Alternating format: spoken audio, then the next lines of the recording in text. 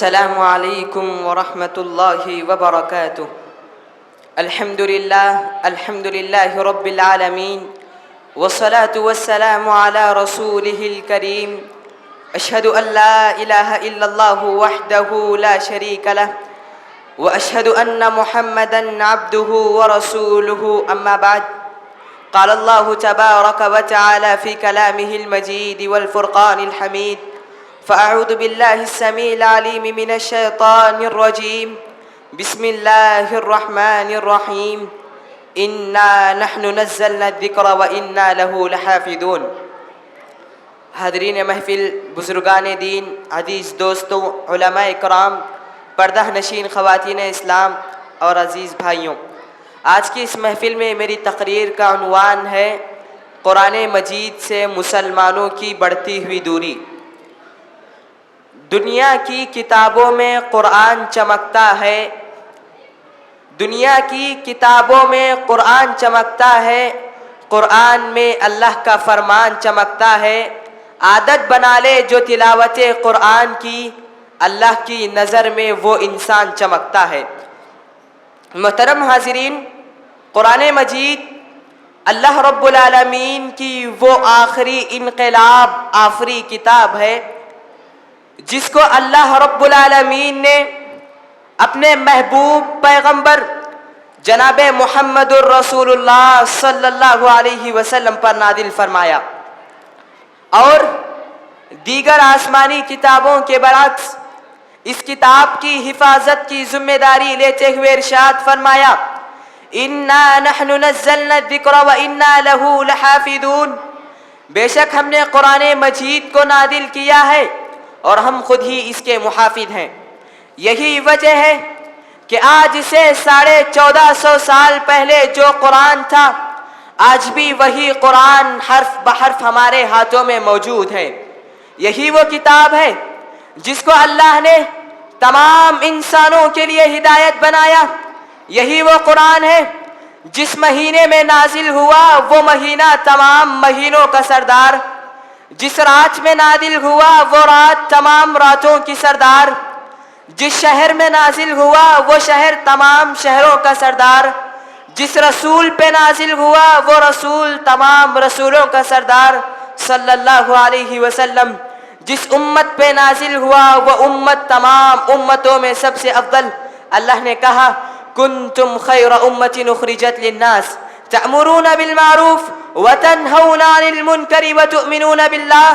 تم بہترین امت ہو، تم لوگوں کو نیکی کا حکم دیتے ہو، تم لوگوں کو برائیوں سے روکتے ہو، اور تم اللہ پر ایمان لاتے ہو، کہہ کر خیر امت کا خطاب دیا۔ حاضرین، قرآن مجید کی اتنی ساری فضیلتیں ہمارے آنکھوں کے سامنے ہوتے ہوئے بھی آج ہم نے قرآن مجید کو طاقوں کی زینت بنا لیا ہے اور قرآن مجید کو بے فائدہ سمجھ لیا ہے، جبکہ کائنات کے رب نے کہا، ان ھذا القرآن یہدی للتی ہی اقوم۔ قرآن مجید تمہیں یہ وہ راہ دکھاتا ہے جو بالکل سیدھی راہ ہے۔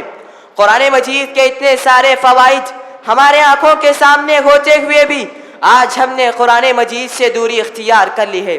حالانکہ اگرچہ میں یہ کہوں کہ ساری کائنات کے اندر اگر کوئی ایسی کتاب ہے جس کے اندر پورے طور پر انسانی زندگی کا نظام اور مکمل ضابطہ حیات ہے، تو میں یہ کہنے کا حق رکھتا ہوں کہ وہ صرف اور صرف قرآن مجید ہے، جس کے بارے میں رسول اکرم صلی اللہ علیہ وسلم نے ارشاد فرمایا، خیرکم من تعلم القرآن وعلمہ۔ تم میں سے بہتر ہے وہ شخص جو قرآن مجید کو سیکھے اور سکھلائے۔ یہی وجہ ہے کہ کل جن گھروں میں قرآن مجید کی تلاوت کی آوازیں گونجا کرتی تھی، آج انہی گھروں سے فلمی گانے اور مختلف لغو قسم کی آوازیں گونجا کرتی ہیں۔ آج کا ہمارے مسلمان کو قرآن مجید سے دور دیکھ کر آنکھیں اشکبار ہو جاتی ہے۔ آج کا ہمارا مسلمان قرآن مجید کی تلاوت تو نہیں کرتا، تراویح کی نماز تو نہیں پڑھتا، لیکن تراویح کی نماز میں حافظ صاحب کا قرآن ضرور سنتا ہے تاکہ یہ معلوم کر سکے کہ حافظ صاحب کتنے پانی میں ہیں۔ استغفر اللہ۔ لوگوں اپنی اصلاح کر لو، سدھر جاؤ، دوسروں پر نظر رکھنے سے پہلے خود پر نظر ثانی کر لو۔ آج کا مسلمان قرآن مجید کی آیت اقیم الصلاۃ، نماز قائم کرو، تلاوت تو کرتے ہیں لیکن پھر بھی نماز سے غافل ہیں۔ آج کا مسلمان قرآن مجید کی آیت آتو الزکات، زکات دو، تلاوت تو کرتے ہیں لیکن زکات دینے میں بخالت کرتے ہیں، کنجوسی سے کام لیتے ہیں۔ اس سے بڑھ کر تو یہ ہے قرآن مجید کی تلاوت کرنے کے باوجود جو لوگ شرک، قبر پرستی اور آبا پرستی کے دلدل میں پھنسے ہوئے ہیں، قرآن مجید نے لا تشرکوا باللہ شیئا کہہ کر شرک کو حرام قرار دیا، لیکن آج لوگ پھر بھی شرک کر رہے ہیں۔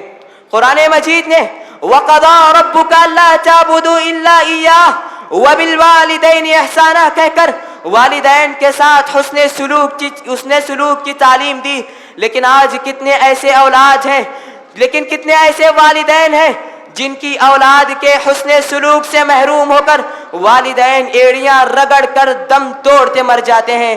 قرآن مجید نے ان اللہ لا یحب المحسنین کہہ کر لوگوں کے ساتھ حسن معاشرت کی تعلیم دی، لیکن آج ہم نے اسے پسے پشت ڈال دیا۔ قرآن مجید نے ولا یغتب بعضکم بعضا یعنی کسی کی غیبت نہ کرو کہہ کر معاشرے کو امن کا گہوارہ بنایا، لیکن آج معاشرہ غیبت اور چغلی کی آگ میں جھلستا ہوا نظر آتا ہے۔ اس کی سب سے بڑی وجہ یہ ہے کہ آج ہم نے صحابہ کرام رضوان اللہ علیہم اجمعین کی حالت زندگی کو بلا دیا۔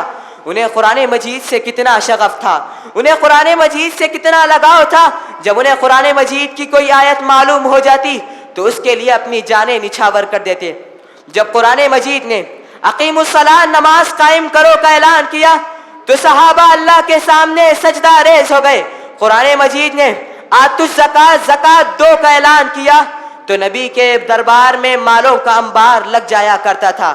جب قرآن مجید نے یا ایھا الذین آمنوا انما الخمر والمیسر والانصاب والازلام رجس من عمل الشیطان فاجتنبوہ لعلکم تفلحون کہہ کر شراب اور جوے سے منع فرمایا تو شراب کے شیدائیوں نے شراب چھوڑ دیے، مٹکے پھوڑ دیے، میخانے ویران ہو گئے، مدینے کی نالیوں میں شراب بہہ پڑی۔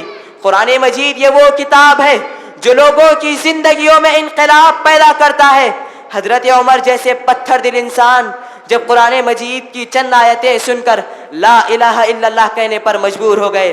حضرت مصعب بن عمیر کو رسول اللہ صلی اللہ علیہ وسلم نے ہجرت سے پہلے مدینے کی سرزمین پہ اسلام کی تبلیغ کے لیے بھیجا تو یہ قرآن مجید ہی تھا جس نے سعد بن معاذ اور اسید بن حذیر رضی اللہ تعالیٰ عنہ کو رسول اللہ کی رسالت کا اقرار کرنے پر مجبور کر دیا۔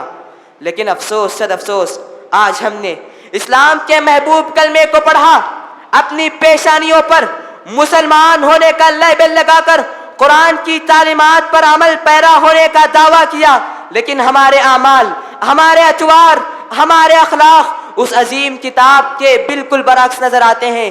اس کی سب سے بڑی وجہ یہ ہے کہ آج ہم نے قرآن مجید کو سمجھ کر پڑھنا چھوڑ دیا۔ اگر آج ہم نے قرآن مجید کو سمجھ کر پڑھا ہوتا تو ہمیں معلوم ہوتا کہ شرک بڑا ظلم ہے، ان الشرک لظلم عظیم، اور مشرک پر جنت حرام ہے، انہ من یشرک باللہ فقد حرم اللہ علیہ الجنہ ومأواہ النار وما للظالمین من انصار۔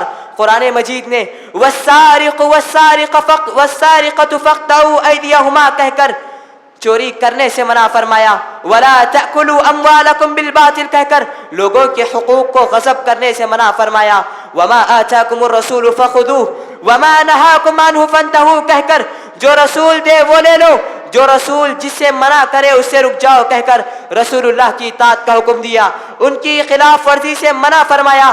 آج ہم نے ان میں سے کسی ایک کو اپنے گلے کا ہار بنایا، کسی ایک کو اپنایا تو کسی ایک کو ترک کر دیا۔ اگر ہماری حالت ایسی ہی رہی تو کل قیامت کے دن رسول اللہ صلی اللہ علیہ وسلم اللہ رب العالمین سے شکایت کریں گے، یا ربی ان قوم اتخذوا هذا القرآن مہجورا، اے رب یہ میری قوم ہے جس نے قرآن مجید کو چھوڑ دیا تھا۔ تو اس وقت ہم کیا جواب دیں گے؟ قرآن مجید سے دوری کا نتیجہ ہے، قرآن مجید کی تلاوت نہ کرنے کا نتیجہ ہے، اس کے معنی و مفاہیم کو نہ سمجھنے ہی کا نتیجہ ہے کہ ہر جگہ آج ہم ذلیل ہو رہے ہیں، ہر جگہ آج ہم ذلیل و خوار ہو رہے ہیں، ہر جگہ ہماری جاہ و حشمت، ہماری شان، ہماری شوکت ہم زوال پذیر ہو رہی ہے۔ بھلا نبی صلی اللہ علیہ وسلم کا فرمان کیسے جھوٹے ہو سکتا ہے؟ نبی نے فرمایا ان اللہ یرفع بہذا الکتاب اقواما ویضع بہ آخرین، اللہ رب العالمین اس قرآن کی وجہ سے بہت سے لوگوں کو سرفراز کرتا ہے اور اسی کی وجہ سے بہت سے لوگوں کو ذلیل کرتا ہے۔ شاعر کہتا ہے وہ معزز تھے زمانے میں مسلمان ہو کر، وہ معزز تھے زمانے میں مسلمان ہو کر، اور ہم خار ہوئے تاریک قرآن ہو کر۔